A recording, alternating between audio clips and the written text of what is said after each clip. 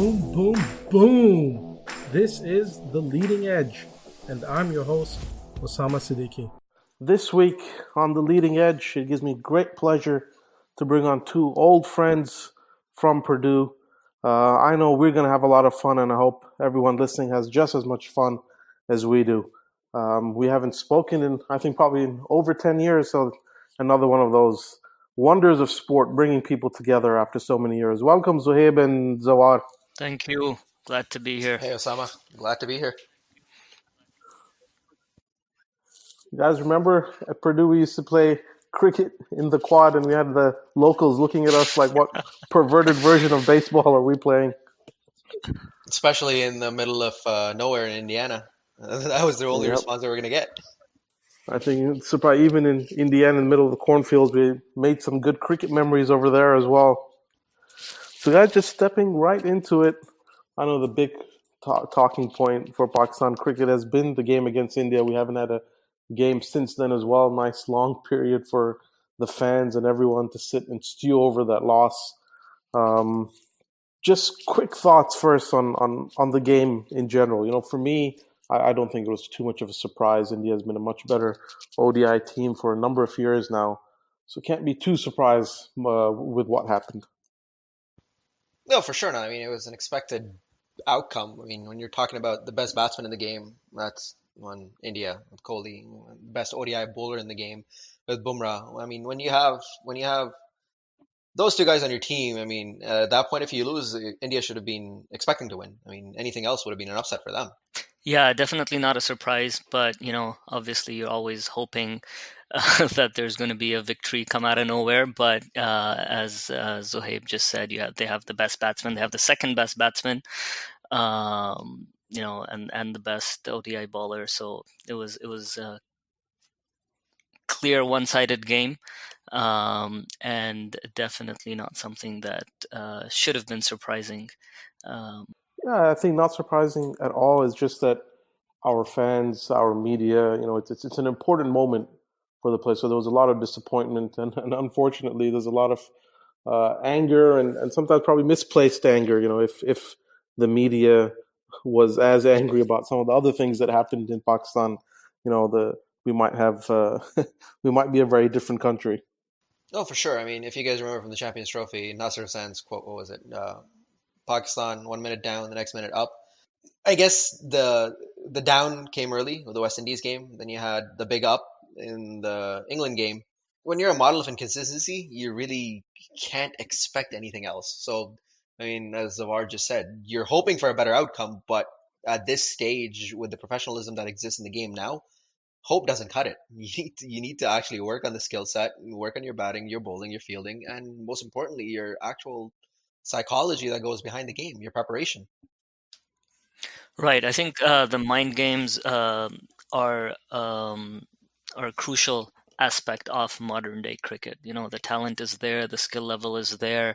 It's how on the day off you come in and execute, and that is probably 60-70% in the mind. It's not like these international players can't necessarily improve more than the skills they already have. At the end of the day, when you're playing at that level, it's how mentally strong you are, against the opposition. Especially if it's an India game, you obviously have massive amounts of pressure. How you handle that pressure, and then on top of that, how you go out on the field and execute the plans that you've made. You can plan, spend a year planning for a game, but at the end of the day, it's the execution that matters. And clearly they failed in doing that. So it's interesting. I don't know if you guys picked it, but just before the game, Imran Khan sent out a series of tweets. I'm just going to read through them, and I'd like your guys' take on the substance of the tweets and what you thought. So here's what he tweeted. It's a series of 5 tweets. It says, "When I started my cricketing career, I assumed success was 70% talent and 30% mind. By the time I finished playing cricket, I felt it was 50-50. But now I tend to agree with my friend Gavaskar. It's 60% mental strength and 40% talent. Today, the role of mind will be more than 60%. Today, given the intensity of the match, both teams will come under great mental pressure and the power of the mind will decide the outcome of the match today. In Sarfraz, we are fortunate to have a bold captain, and today he will have to be at his daring best. All fears of losing should be banished from the mind, as the mind can only process one thought at a time. Fear of losing leads to negative and defensive strategy, and crucially, mistakes by opponents are not pounced upon. So here are my suggestions for Sarfraz and the Pakistan team.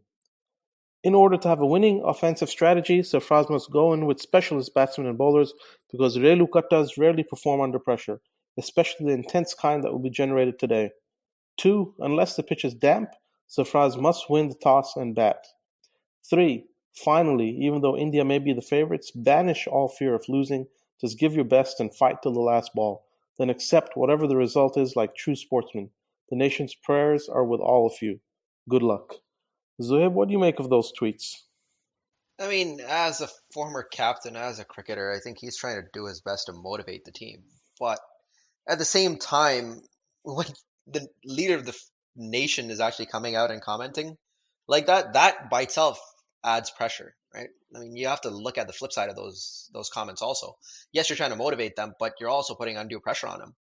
So that's one takeaway that I have. And secondly, I mean, yes, Sarfaraz is daring, he is innovative, but it just feels like that when he gets under pressure, all of his natural instincts tends to go away. So I don't know if it's the tweets that put him under pressure. I don't know if it's the fans.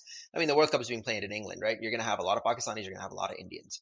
And that plays a part in it. Maybe if the World Cup was, I don't know, West Indies, where it wasn't dominated by that many Pakistanis or Indians, maybe it would have had a different outcome, or the amount of pressure that he would have faced would be different. So, I mean, those are just my 2 cents from the get-go. I mean, you could take it both ways. You could take it as a motivational tactic, or if you're going to get under pressure, that's one quick way of getting under pressure when the leader of your country is coming out making a statement like that. But I do agree with the statement, and like we alluded to earlier, it is more about execution. I mean, the talent gets you to the national stage, but once you have that, you're going to lose it with age. Most of these guys are probably in their late 20s, early 30s. So physically, they're capable. It's about the execution and the mental state that they're in. Right, I'm just going to echo those same thoughts there. Definitely, his tweets. Obviously, as a former cricketer, he's always been involved with whether it's a Pakistan India game or general high profile tournaments. He's going to talk about it. You expect that from him, and it's going to come. He happens also to be the leader of the nation, so that's an added thing, an added pressure, to so to speak. Generally speaking, the tweets, they all make sense with regards to batting first and all that. Obviously, unless you're on the ground and you see the pitch and you kind of get the feel of what the pitch is like, it's easy to say, oh, you should have just batted first. But aside from that, his comments of mental strength and all that, I definitely 100% agree with. At this stage, it is all, if not all, as you said, more than 60-70% mental strength, especially in an India-Pakistan game in a World Cup. It's one of those barriers that Pakistan hasn't been able to cross. So definitely there's something there mentally that's missing. I think for me, before I get into the substance of the tweets, obviously he's our only ODI World Cup winning captain. So tweeting before the game in that context, in that role, makes perfect sense. But also, he is now the Prime Minister of the nation. He's also the patron-in-chief of the Pakistan Cricket Board. In those roles, for me, I think, Zohaib, you alluded to it a little. I think it does put undue pressure on the team. I think the tweets were, probably should have been avoided. Obviously, if he wanted to give that advice, he can easily have passed that advice on directly to Sarfraz or the team management. But making the advice public as the leader of the nation, I think, does put undue pressure on the team. I mean, equally, what if they had followed his advice and batted first and been 30 for 4 after the first hour? He would put himself in a spot of bother as well. So in terms of the substance, I think, in general, I think he's picked up cricket, especially today. I think I'm in complete agreement, has gone towards your approach. It's less about the skills, although obviously you all have to have a base set of skills, and it's more about how you approach the game. England are a key example of that. These same six batsmen have been playing for the last 4 or 5 years. They played in their 2015 World Cup. Since then, only one of their top six today, Jason Roy, debuted after the 2015 World Cup. Yet, just with a change in approach, change in how they take on the game, they've gone from, you know, irrelevant in ODIs to clear favorites for the World Cup. The other thing, obviously, is his use. The other controversy has been his use of the term "relu katas." So, I mean, it's used commonly, obviously, in Pakistan and meant to, essentially it means bits and pieces, all rounders. But he does have to keep in mind. I mean, this is the 15-member squad that we've sent to the World Cup, that the selectors have sent, that they think is the best in the country. So to call any one of them out as bits and pieces, so he's saying that there are some bits and pieces all around. Don't select them. I think he probably could have. He probably might have been able to say that in a better way as well. Probably, but if you think about it, I mean, even if you like stepping back, if you dissect the squad that was done, if you poll a lot of the people, most of the selections probably could come into question. I mean, I'm just being in North America, looking at professional sports, hockey especially. I mean, ice hockey. I mean, basketball to a certain extent. When you're building a championship-winning team or a team that's going to compete for a world title, you go ground up. You don't carry almost players that are about to retire, right? The 37, 30-year-olds. You want to have the veterans, but they shouldn't be a dominating part of your team. And the same applies to taking two 19-year-old pacers. And I mean, to me, having those guys and then bringing Wahab in right at the end, you're basically destroying the confidence, saying we're bringing a guy in who hasn't played cricket in a year, where our coach basically said that he's no longer going to be a part of our plans. So you're literally shattering their confidence from the get-go. So a lot of it's like planning, a lot of it's like how you want to cultivate your team. I mean, when you alluded to England, it's a great example. For them, they took the same six guys. They actually gave him free reins and they had him play an attacking form of cricket, which is, firstly, it's a treat to watch. Secondly, it's so destructive that they literally demoralize an opposition. So you want to use the same approach. Maybe you're probably not going to get that in batting because of the domestic structure. It's more catered towards churning out better bowlers. But the least you could do is not destroy the confidence of two 19-year-olds in Hasnan and Afridi by bringing him on board and then bringing a guy who's way past his prime, probably never going to play again in the national team in Wahab Riaz. I think that too young, too old. We seem to always do that at World Cups. Last World Cup, we carried Misbah, who was well past his prime. Obviously, he was the captain, but well past his prime. Shahid Afridi, probably a year past his prime or a year too late. Yunus Khan, I don't know what he was doing in that World Cup squad.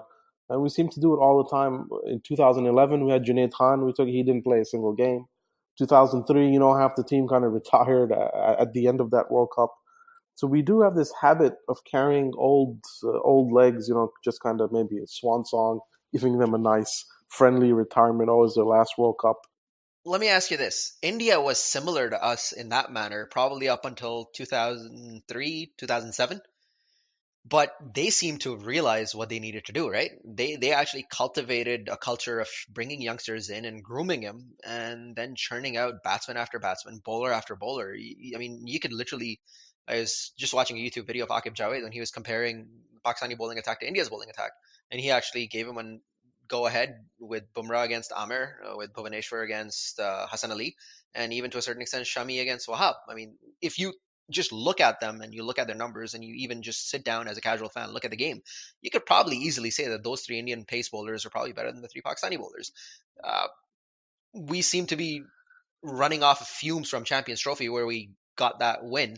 I'm not going to call it a fluke because the preceding three games they built up to it. But then again, like Hassan Ali over the last year has just been a shell of himself, right? I mean, you're talking about a guy who was sensational in Champions Trophy, and then over the last year, or at least this year, he's just been abysmal, if there's one word to describe him. The same could have been said for Amir, but Amir, I think, who took a lot of flack for not being effective and taking wickets, but at least he was economical. I mean, he was your opening bowler, which most of the teams would play out, right? Yeah, so Zohar, what did you make of our bowling lineup? in this World Cup so far, and in the game against India specifically. I think I'm agreeing with what you guys are saying, especially with regards to bringing Wahab back in. And as you said, this is something that happens World Cup after World Cup, World Cup after World Cup. Somehow the management feels that, oh, we don't have experience. Let's bring this old guy in, and he has a lot of experience. He'll work some magic, which goes to Zuhaib's point of shattering the confidence of your younger players. Again, if you had a plan in mind, a 4-year plan, then you execute that plan and you stick with it. When your coach is saying this guy is no longer in our plans, to bring him back in a high profile tournament goes to show that either your plan was was a disaster, or you never executed on that plan. And as you said, right, it's happened before where suddenly we realize, oh, a World Cup's coming up and we don't have an quote unquote experienced player, so let's bring in. And this year it happened to be Wahab, but it's happened in the past as well. And then over the past year or so, again, as Zuhaib has mentioned, something's happened to the bowling where you can no longer say that Pakistan is a powerhouse bowling squad or a bowling team, where Amir hasn't been performing, where he used to. Hassan Ali hasn't been doing that. So it's something is going on. Now, what that is, it's hard to pinpoint, but I feel it's more a management and planning thing as opposed to something going on with the players. If you're not fully invested in these players, and these are the players that are going to be your core, there's something that's off. I can't pinpoint what that is. Maybe you guys can point towards that, but I just feel there isn't that, just like other teams, whether it's England, India, you have a plan in mind, you're executing that plan, and if it's not working, you're figuring out how to modify it and do that. You're not bringing in older people, bringing them back just because they have experience. So there's some fundamental changes that are needed, and hopefully that can be figured out. It's unfortunate that all this happens within a major tournament. It's not the first time during a major tournament where things have been started to rile up, whether it's within the management or some other locker room talk. Yeah, I think on the bowling, I'll pick up on a couple of points. One is that, even over the last, if you see, 10 years, we probably stopped being a very strong bowling lineup in ODIs just right before the 2015 World Cup. And that was when, the ICC started to, randomly, they had decided to crack down on bowling actions. So when Saeed Ajmal was banned, Mohammad Hafiz was banned, because up till then, from about 2010 to 2015, we were a very strong ODI bowling lineup, but it was based on the spin trio of Afridi, Hafiz, and Ajmal. Even then, the fast bowlers kind of just chopped and changed. They were just there to kind of fill in the overs. But the bulk of the damage was done by Afridi, Ajmal, and Hafiz. And since then, the fast bowlers really haven't done too much. And I think I agree with Zuhaib as well. If you just look man to man, India probably wouldn't pick any of our bowlers for their 11. Maybe Amir, maybe just because of his angle, and maybe because of his performance in the in tournaments. But in general, if you just look at how he's been playing over the last 2 years, he doesn't play too well either. I mean, in ODIs. Then when it comes to kind of spinners, you saw they got to the final of the Champions Trophy, but that wasn't good enough for them. They realized what they needed to change, so they removed their finger spinners and they went for 2 attacking wrist spinners in the middle over. Since then, I think that has really changed the nature of their ODI lineup as well. It allows them to take wickets and attack continually throughout the middle overs. We have Shadab, who's been good, but he was clearly under pressure in the game against India. And then we have Imad Wasim, who's really a run container. He just kind of darts them in. Yeah, I think the bowling lineup is just, it's okay. And it's definitely, in comparison to India, it suffers. Talking about Shadab to a certain extent, do you really think that he can be perfectly healthy and back from battling Hep C in a matter of 2 weeks? I mean, we have to think about that too, right? Like, I know we're not looking at that, they're professional athletes, but there's also the human element. What if he is still battling it? What if he is still not 100% fit? Because he doesn't seem like what the Shadab was last year, who was upbeat in the field, who was all over the place in terms of diving for loose balls. In bowling, you could see a big pep in his step, and same thing in batting. I mean, he could have been a very potent all-rounder for Pakistan based on some of his innings in the UK, what he played during the Test series, and even in the one-day games. So, what did you guys make of the decision to bowl first after the toss? Despite what we would say conventional wisdom is that Pakistan can't chase in the big games. Yeah. Well, again, personally, not a fan of bowling first. Fine, Kohli wanted to bowl first. Given how the pitch was, probably that was the right decision. However, given the history of Pakistan, in the past 2-3 years, maybe if they've won like a handful of games chasing 250 plus score, clearly you don't have the bowling to defend to restrict a team to 250 or less. A team with the caliber of India, maybe you went in hoping you would, but hoping doesn't win you games. So I think the England game should have been a clear sign of what you are capable of doing.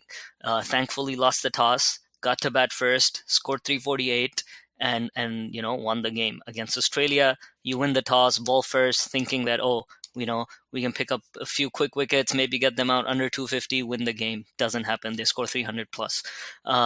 Against India, same thing. Win the toss, ball first, hope to get them out under 250 or a relatively lower score. Doesn't happen.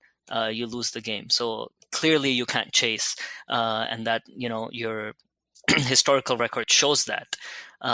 So going back to Imran Khan's tweet, if the pitch isn't damp, bat first. Again, like I said, it's very easy to sit here and say that. Listening to all the expert analysis, everybody said ball first.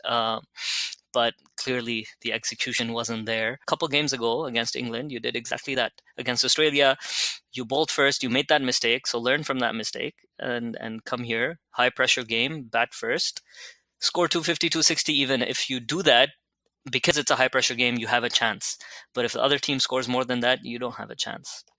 So for me, there's a couple of things. I think I understand the conventional wisdom of batting first as Team Pakistan. But if you look at it, so if cricket is three disciplines, if it's batting, if it's bowling, if it's fielding, so we don't have an advantage, unfortunately, currently over India in either of those three.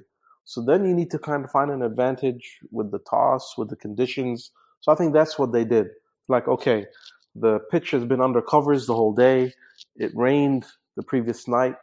Maybe there's an advantage up front. Let's try and utilize that advantage. Didn't work out.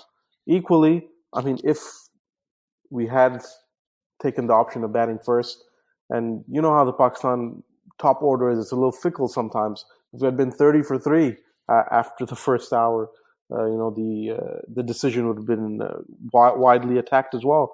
So I think it might just be better for Sarfraz to lose all the tosses from here on in. The other thing is, that talk about pressure. Pakistan is under pressure when they're chasing, so they can't handle the pressure. They've got to bat first. The bowlers were clearly under pressure. You saw Hassan Ali. Yes, he hasn't been good, the last 6 months, but he was at his worst in that game against India. Shadab, his first over went for like 20.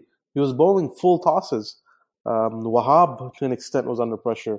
Hafiz and Trey Malik were under pressure. They could only bowl one over each because when they came on to bowl, they were completely, effortlessly taken apart for like 10, 15 runs in their overs. So, pressure isn't a concept that only applies in the second innings when you're batting. It applies at all times. So we saw the bowlers were under pressure as well. So it's difficult to say that, the only pressure that Pakistan can't take is batting second. We couldn't take the pressure of bowling first either.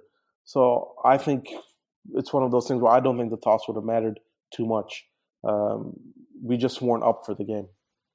I agree with you there. If you think about the toss, and like Kazi was saying, and you said, right, conventional wisdom said, look at the pitch and overcast conditions.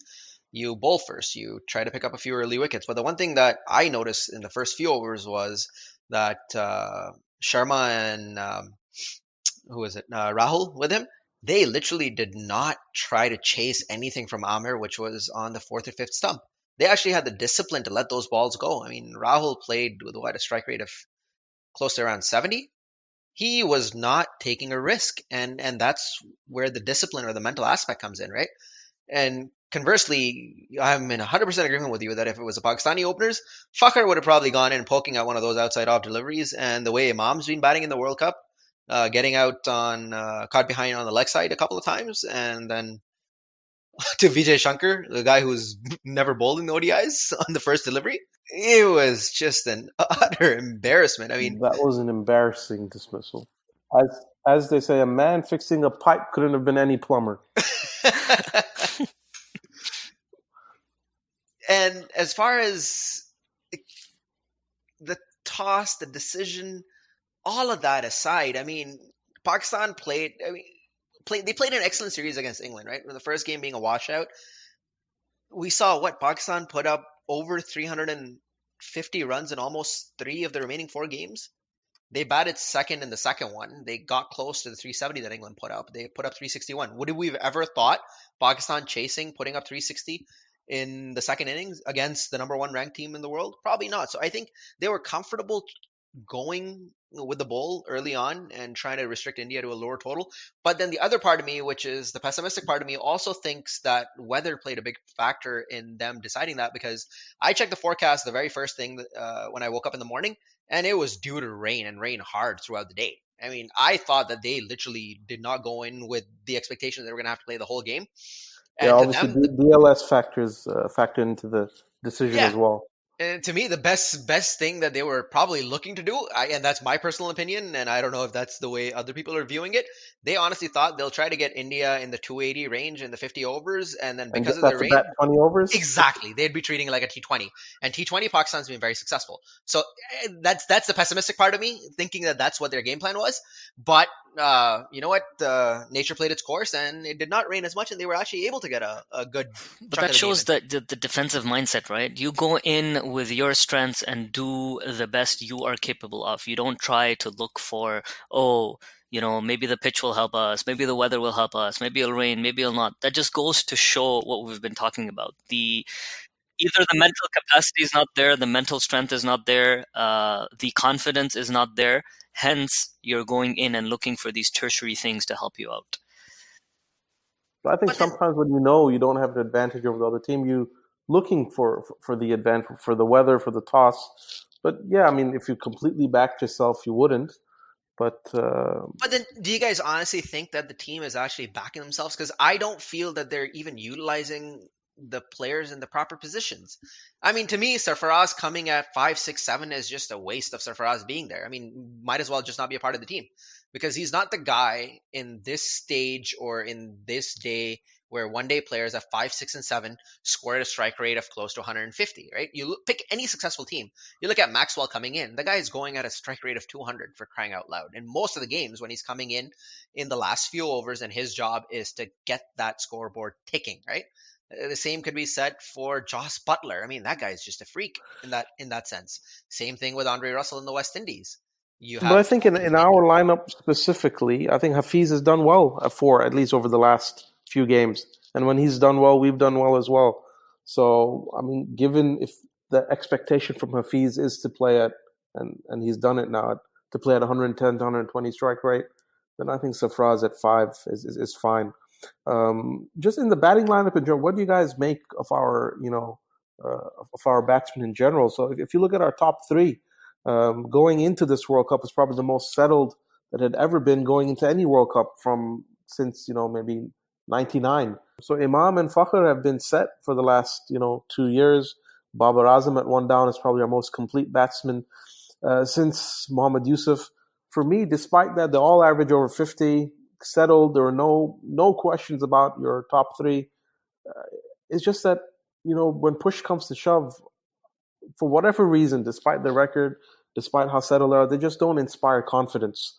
What do you guys make of our top order? to me, now you can probably say that Imam is a sure shot shoo-in as an opener, but before the England series or before the World Cup, I mean, 80% of his runs came against Zimbabwe, Sri Lanka, Bangladesh, Hong Kong, right? You look at his numbers against good team, good competition. I mean, he was averaging close to, I think, 25, 26 with a strike rate of 70. So that's one way of looking at it, right? I mean, yeah, he played well against England. He had a decent series against South Africa. He had probably a very good series against England. Let's just say that. He had big scores. But coming into that England series, do you really think his position was justified along with Fakhr? Fakhr has actually played pretty well against good competition. Like he's played well enough against New Zealand, a good bowling lineup. I think a lot of it, that series against Zimbabwe where Fakhr and Imam just went ballistic, that really painted a much rosier picture in terms of what their capabilities were as openers. So to me, I always fall back on that. And the biggest problem that you can see with the Pakistani team or the Pakistani management is that short-term memory, right? Those guys blasted almost 1,000 runs between the both of them against the Zimbabwe series. So everybody thought was that we found our replacements for Amir Sohail and Saeed Anwar after almost 20 years, where the guys averaged almost what Fakhr averaged 200. I'm just pulling up the numbers right now. He averaged 257 in that series. In the 5 games, he scored 515 runs and he blasted a double century. So when you have numbers like that against, let's say, weaker opposition, you really should not be using that as a barometer for your success against quality opposition. So I think that also plays a part in how we've structured our batting lineup around those two as our openers. I still believe if you can have Babar Azam open in T20s and average 55, he can do much better in ODI cricket. And most of the time he's in the first 6-7 overs anyways. So why not open with him? Why not move Fakhr down the order for his explosive batting and use him there? So you have to start using out of the box thinking with the tools that you've been given. If you're not going to change the squad based on whatever the selection committee decides, then it comes down to the coach. I mean, I'm not saying it's just the selection committee or the captain that are to blame. The coach should also be thinking outside the box. If you have Babar Azam who opens in T20s and actually has a very, very good track record against good competition, maybe try him as an opener in the one days and move Fakhr down the order so you can actually get a power hitter. Yeah, I think that's something that you know, that type of thinking is generally lacking, right? Or it's just not something that it's not the conventional way to think. Oh no, he's an opener, he's gonna open. How can we just move him down the order? It's just missing, generally speaking. If you bring Babar up, you can have Hafiz one down, so Faraz Ahmed comes at number 4, and then you have Fakhr, and if you're playing Asif Ali, you have two explosive batsmen in your middle order. But it just doesn't happen. It's kind of like the last World Cup, right? Where after having lost or the openers not performing, then you send Sarfraz Ahmed to open against South Africa and he scores a 50. Then you're like, oh, this guy can even open. So it's like, seriously, you have a player in your team and you don't even know where this person can play at. So that type of thinking is just generally missing. I think it might work as an experiment, but if you see in general the games that we've won, it's been when Fakhr has provided us a fast start right at the top. So a Babar and Imam combination up top, it might be more solid, but I don't know if it would lead to more match-winning starts. I mean, Fakhr, when he goes and he gives us, his 50, 80 runs at a strike rate of over 100 up top, we generally win. So I think he's been I mean, he's been impactful, but he's been impactful. When he does it, we win. Um, I, I think it'd be interesting. It's probably too late now, in the middle of a World Cup, to try and change that. But you never know. They might try it. I doubt it, but I think it's an interesting thought. But like I said, right, we're falling back onto our conventional thought process of, oh, he actually fit well as an opener. He gave us a good start. But assuming that, like, you take Kohli for an example, right? You know the guy is good for at least 40 to 45 runs when he comes in. If you get him earlier than that, good on you. You bowled probably a peach of a delivery, but he's going to give you that 40 to 50 run jolt, right? And ever since Saeed Anwar, I really can't say a Pakistani opener that you could strictly rely on to give you a good start. Fakhr, the days he fires, he's unstoppable. But what would you rather have? An opening pair who could give you 6 runs and over, or 5.5 runs and over for a good 8-9 overs and have wickets in hand. But and that's the other segueing into the other issue that I have with the Pakistani batsmen, which would be a prime example of Imam and Babar opening, is strike rotation. It just feels like every other team has realized that they can actually get 6 runs off 6 balls in an over rather than trying to go for a 4 and playing 4 dot balls. So yet again, it's another approach. And I feel that the biggest challenge with the Pakistani team is using different approaches to the same game. There's always multiple ways of solving the same situation, right? So you need to Yeah, start fair working on enough. that Well, aspect of it. so with our team, obviously our faults are our faults. They've been our faults for the last, kind of 2 years, even during the Champions Trophy win, even before the Champions Trophy win. I think we've been consistently poor in certain areas since the last World Cup, better in certain in other areas. But all our kind of issues, all our problems, all kind of get magnified once we play India in a World Cup. Happened last time as well. So, what do you think the solutions are? How can we be better? How can we kind of compete with India in the big events going forward? I think you need a grassroots effort to change that, right? Especially starting up top from the management, right? When you have your this committee that Mohsen Khan was in charge of, he just resigned today. In the middle of a World Cup, you're resigning. Clearly, there are some issues going on. So you need a top-down fix. You need an effort where you're providing consistency, and by consistency I mean you have a pool of players that are being rotated, you're developing your bench strength, you're preparing players for the future, you get rid of all the buddhas in the team, all the old folks, and you start developing a core, which this talk is something we do after every World Cup. 2003 World Cup, out in the first round, exact same thing happened. There was a flush of players, new players came in. 2007, same thing happened, out in the first round. And then you had some type of consistency. And now you've had some consistency in the past few years, but now there's more talk coming in with regards to things going on in the locker room, and now with this management resignation and things like that.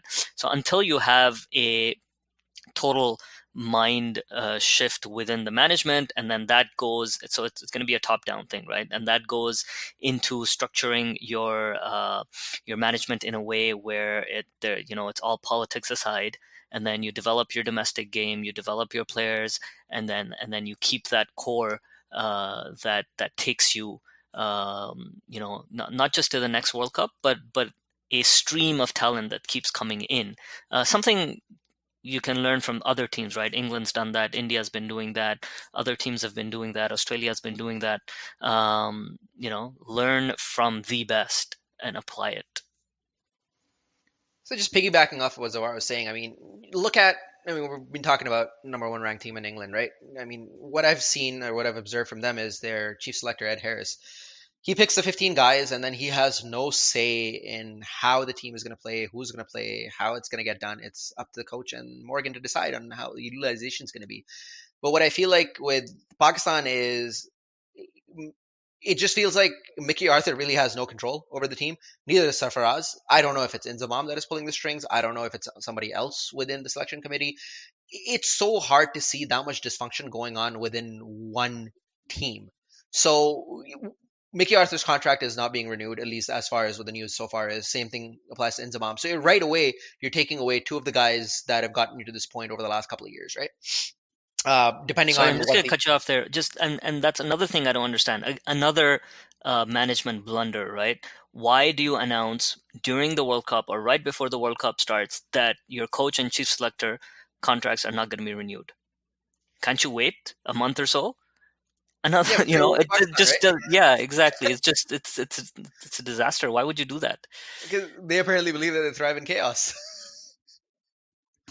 So it's that. So you're talking about like complete and utter chaos, right? So you're gonna get once in a blue moon victories like the Champions Trophy, if you call it that. A lot of people call it that. Shoaib Akhtar called it a fluke. Wasim Akram called it a fluke. Ramiz Raja to a certain extent called it a fluke. But then again, if you don't build from grassroots up, you're always going to be running into situations where you're going to be battling mediocrity and you're going to be looking for heroes to step up. The biggest thing that I've always learned in my professional career is that in order for a hero to step up or come in to become a hero, there is somebody who's, pardon my French, but messed up or effed up for that hero to actually be born. You look at other teams, they're a model of consistency. They have elite talent, but that elite talent was developed and cultivated, right? So if you can get that into your organization, into your system, then that's what's going to be beneficial in the long run to Pakistan. And like Zavar said, there's probably going to be a purge. I mean, I wouldn't be surprised if they only beat Afghanistan and Bangladesh, and Bangladesh has been playing all excellent cricket. So I wouldn't even be surprised if they actually lose to Bangladesh, and the only win that they get from now till the end of the World Cup is against Afghanistan, and that might even be hard based on the way things are going. So that would probably mean Sarfraz said it's going to be in the chopping block. Mickey's gone, Inzamam's gone. You already have Mohsen Khan resign. I mean, I think the latest news was that Wasim Khan, the guy who was running cricket in England and who hopped on as MD, he's taken over as the chairman in the meantime. That's probably the one good thing that's there, because he revamped the local English grassroots game over the last 4 or 5 years that he was there. So maybe he could be the horse whisperer. Maybe he could make things change. But they really need to take a page out of maybe even look at Bangladesh and what they've done in their domestic structure, because they've actually become a very successful team in the way they play the game and they approach it. The last few games that I've seen him play, it's actually commendable against good quality opposition. I think for me, there's a few clear solutions and a few clear, what I would call excuses. I think I pick up on points that both of you made. One, Zawad, I think I completely agree. It's a top-down approach that we need. After defeats like this, the ex-players, fans on social media, they always come out and they want to pick out the domestic structure. They want to say that, we're just not producing those kind of players. I think those are excuses, right? So when we won, we had a similar domestic structure. When we haven't won, we've had a similar domestic structure. If they want to go out and, the PCB wants to make quick fixes, like, kind of fix the wickets, fix the pitches, have more competitive wickets to address the balance between bat and ball, or at a very minimum, use balls in domestic cricket, which are going to be used in international cricket. I know we have that problem in Pakistan where they're using balls which are well below par compared to what players are going to see on the international scene. But in general, this talk of domestic, fix domestic, invest in domestic, one, it's an excuse. And there's two examples that I, can see very clearly that show me it's an excuse. England has had the most consistent domestic setup in the world. They've had, continuous investment. There have been no doubts on who it is, how it's structured, who plays when. It's a career path for many. But from 1992 till 2015, they were irrelevant as an ODI team. So a clear, strong, sound domestic structure is no guarantee of ODI relevance. Then you look at somebody like Bangladesh. They have consistently improved over the last 5 to 7 years, and I don't think they've done anything great and any revamp in their domestic structure. The other thing is, when someone comes in, so a lot of these ex-players, why do they make this noise? Because they want that job. That, okay, we've appointed you, fix the domestic structure. So now they give nice 10-year plans. They take on expensive salaries. They know they're going to be gone in 3 years, and then there's no accountability. Who is, kind of seeing were those plans implemented, not implemented? It's a ploy, to kind of nobody. I mean, Javed Miandad, he was like the director of domestic cricket in PCB for like 10 years. What he did, how he did it, nobody knows. So I think top-down approach is exactly what it is. So you revamp the think tank at the PCB, and for me, the solution would be very simple. So if you have the right people in mind, if you have the right approach, I think you use the National Cricket Academy, and instead of having a pool of 10 to 15 players, have a pool of 50 players.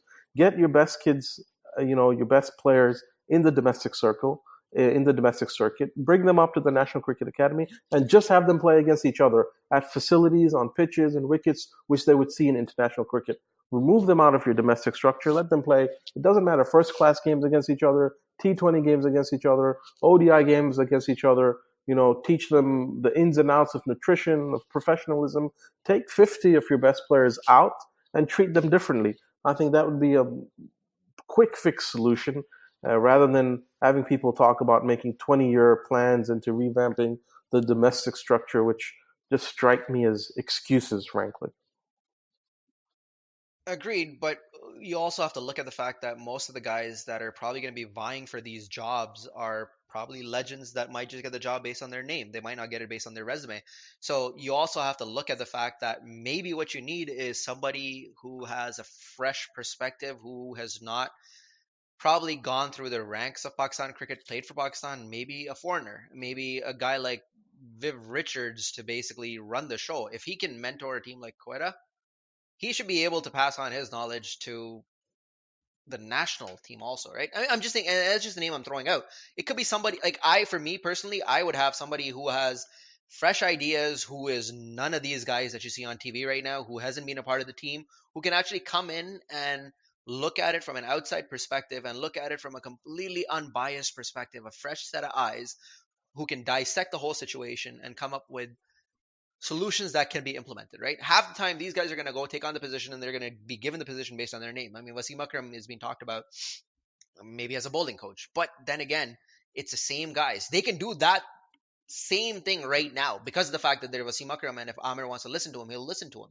You don't need to be employed by the PCB in order to be doing that, right? So we've tried this system for God knows how long, and if it doesn't work, what if we change our school of thought and try something else?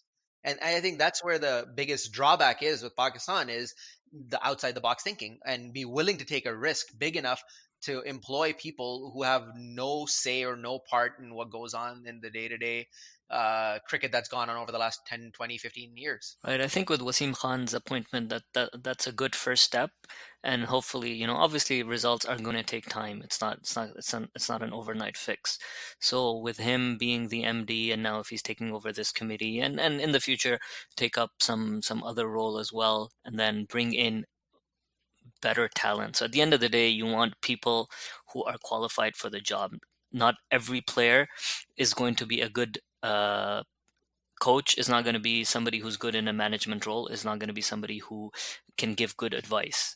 And same thing the other way around. Just because a person didn't play well doesn't mean he cannot become one of the best coaches.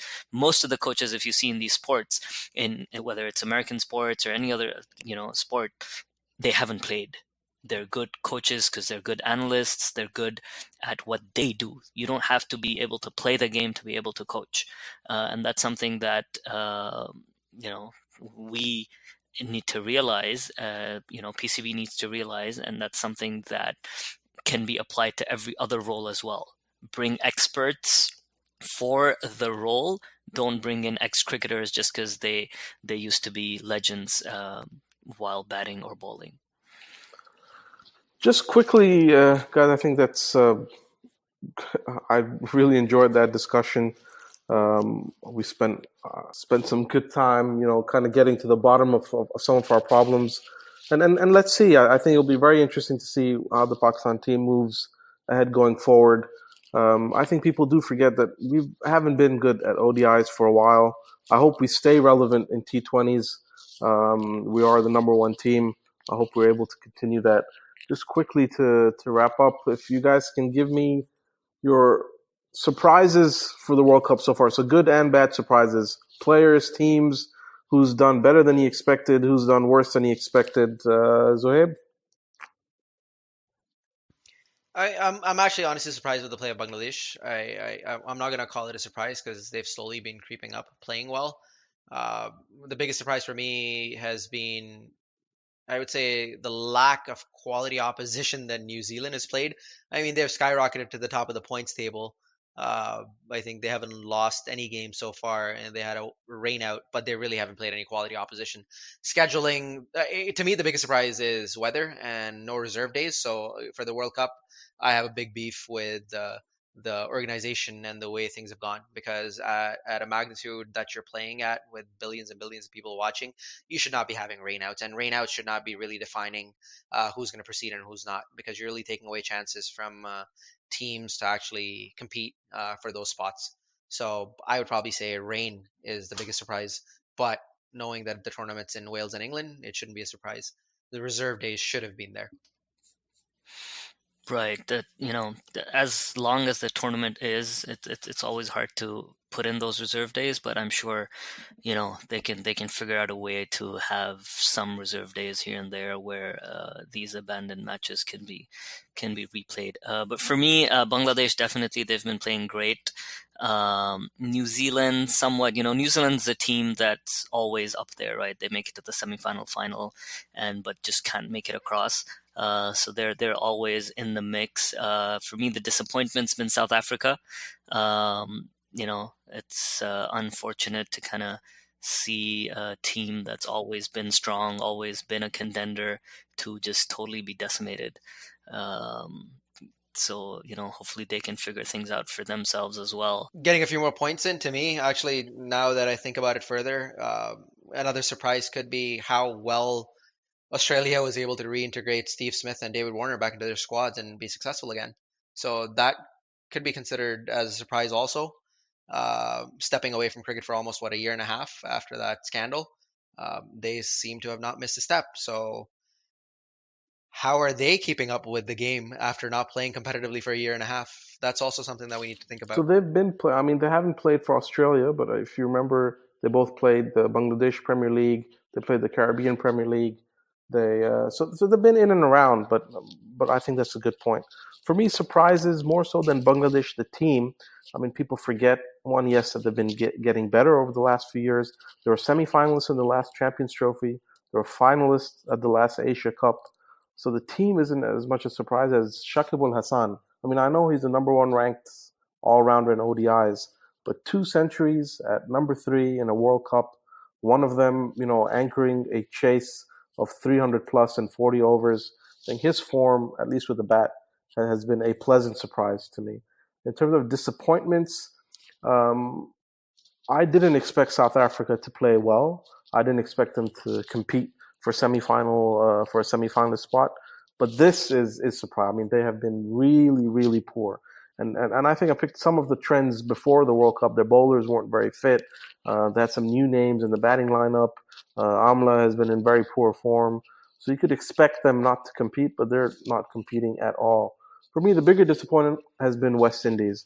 I know they haven't won any bilateral ODI series in the last 4 years, but that's because most of their players kind of play here and there. So they drafted, maybe apart from Kieran Pollard, the best available players for this World Cup. They had a series against England in the West Indies before the World Cup where they were, it was 2-2. England was scoring 380 and West Indies was scoring 380 right back at them. They had a good warm-up period. Um, and then they completely blew Pakistan out of the water in the opening game. Next game against Australia, that Australia 4 down for about 40, and I think it's kind of unraveled from there. They let Australia back in the game. They couldn't chase what was still a chaseable total, and a lot of it has been down to Andre Russell's fitness. I think he's a talismanic player and a talismanic presence for them, but he's just been unfit. I don't know if it's something he picked up at the World Cup or he's been unfit before, and they kind of just said, okay, we need to have him there. He's our X factor. Let's see if we can do it. And even in the last game, he was literally hobbling on the field. So I did think they were going to challenge for a semifinal spot. It looks difficult for them now. But if my prediction doesn't come true, I'll just blame it on injury. Putting you guys on the spot real quick, right to wrap up. Zohaib first. Top 4 stays as it is, or do you see someone sneaking in?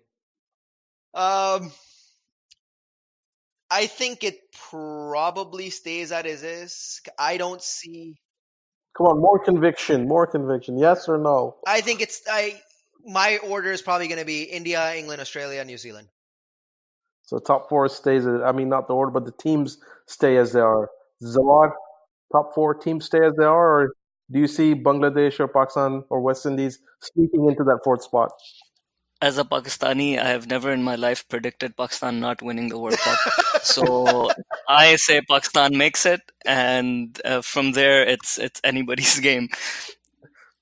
Bold prediction. I will predict. I'll predict. I won't say who, just to give me some wiggle room.